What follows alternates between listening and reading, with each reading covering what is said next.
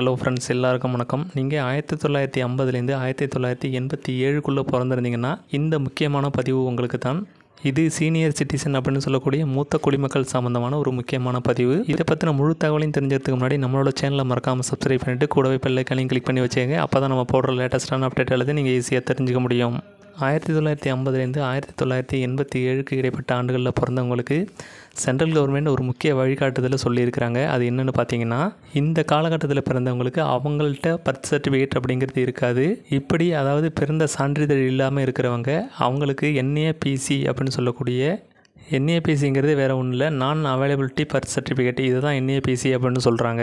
இதை பயன்படுத்தி இந்த காலகட்டத்துக்கு இடையில் பிறந்தவங்களுக்கு பர்த் சர்டிஃபிகேட் இல்லைன்னா அவங்க எளிமையாக இந்த பர்த் சர்டிஃபிகேட்டை வாங்க முடியும் அப்படிங்கிற மாதிரியான ஒரு முக்கியமான வழிகாட்டுதலை சென்ட்ரல் கவர்மெண்ட் குறிப்பிட்டு சொல்லியிருக்கிறாங்க.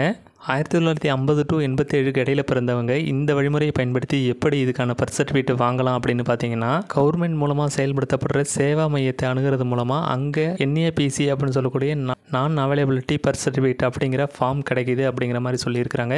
இந்த ஃபார்மை நீங்கள் ஃபில் பண்ணி கொடுக்கறது மூலமாக அந்த ஃபார்மை பிறப்பு இறப்பை பதிவு பண்ணுற மையத்தில் கொடுக்கறது மூலமாக அவங்க அந்த ஃபார்மை தரவாக செக் பண்ணதுக்கப்புறம் அதில் இருக்கிற ஆவணங்கள்லாம் கரெக்டாக இருக்கிற பட்சத்தில் இந்த 1950லேருந்து 1987க்கு இடைப்பட்டவங்க யாருக்காவது பர்த் சர்டிஃபிகேட் இல்லாமல் இருந்ததுன்னா இதுக்கான பிறப்பு சான்றிதழை இந்த வழிமுறையை பயன்படுத்தி நம்ம எளிமையாக வாங்கிக்க முடியும்.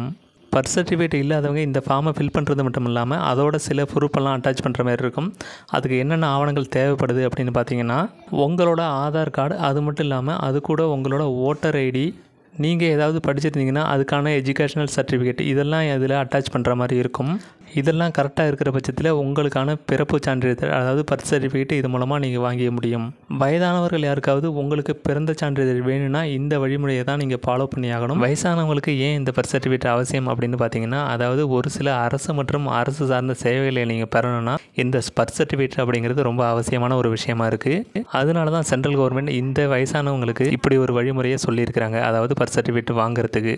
மூத்த குடிமக்கள் யாருக்காவது பர்த் சர்டிஃபிகேட் அப்படிங்கிறது தேவைப்பட்டதுன்னா இந்த வீடியோவை அவங்களுக்கு மறக்காமல் ஷேர் பண்ணிவிடுங்க. இது அவங்களுக்கு ரொம்ப பயனுள்ள தகவலாக இருக்கும். இந்த பதிவு யூஸ்ஃபுல்லாக இருந்ததுன்னு நினச்சிங்கன்னா வீடியோவை ஷேர் பண்ணிவிட்டு மறக்காமல் நம்மளோட சேனலை சப்ஸ்கிரைப் பண்ணிவிடுங்க.